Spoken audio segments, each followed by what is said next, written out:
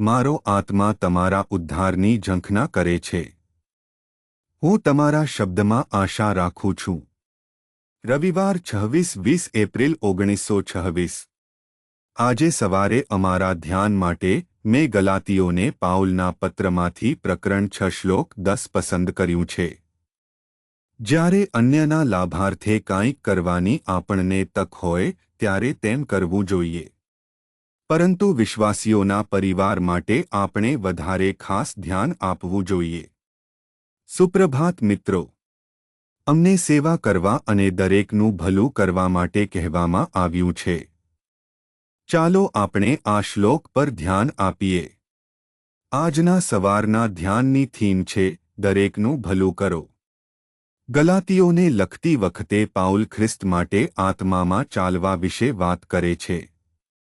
તે એકબીજાનો ભાર સહન કરવા વિશે વાત કરે છે, જેનો અર્થ એ છે કે જેઓ નબળા અને નબળા લોકો સાથે ઊભા રહે છે. આપણામાંના દરેકને ખ્રિસ્ત પ્રાપ્ત થયા છે તેમની જવાબદારી છે કે તેઓ અન્ય લોકો માટે ચિંતા કરે અને અન્ય લોકો માટે સારું કરે. તેથી પાઉલ તેમને કોલિંગને લાયક જીવન જીવવા માટે પ્રોત્સાહિત કરે છે. ભગવાને આપણને બનાવ્યા છે જેથી આપણે તેના લોકો બનીશું, વિશ્વને સારું કરવા માટે તેના સાધનો.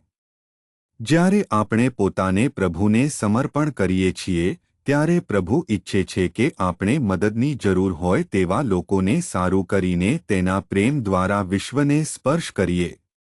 ત્યાં ઘણા નબળા અને નબળા, તૂટેલા અને વિખેરાયેલા લોકો છે. આપણામાંના દરેક માટે તે મહત્વપૂર્ણ છે કે આપણે અન્યની જરૂરિયાતને સમજીએ છીએ અને તરત જ અન્યની જરૂરિયાતને પ્રતિસાદ આપીએ છીએ અને તે જ ખ્રિસ્તના પ્રેમને પ્રતિબિંબિત કરશે. અને જ્યારે ખ્રિસ્તનો પ્રેમ આપણે જે સારા કાર્ય કરીએ છીએ તેના દ્વારા આપણા દ્વારા પ્રતિબિંબિત થાય છે, ત્યારે તેઓ ચોક્કસપણે ભગવાનને મહિમા આપશે, પ્રભુમાં વિશ્વાસ કરશે અને પ્રભુ તરફ વળશે. તેથી ચાલો આપણે પુરસ્કાર પ્રાપ્ત થાય કે ન હોવા છતાં સારું કરવાનું ક્યારેય બંધ ન કરીએ.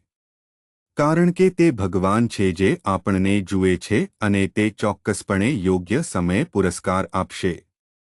પ્રાર્થના. કૃપાળુ ભગવાન અમારા સ્વર્ગીય પિતા, અમને સમજવામાં મદદ કરવા બદલ પ્રભુનો આભાર કે અમે સારું કરવાની જરૂર છે કારણ કે અમે તમારી પાસેથી ઘણું સારું મેળવ્યું છે. ખ્રિસ્તના નામે અમે પ્રાર્થના કરીએ છીએ. આમીન.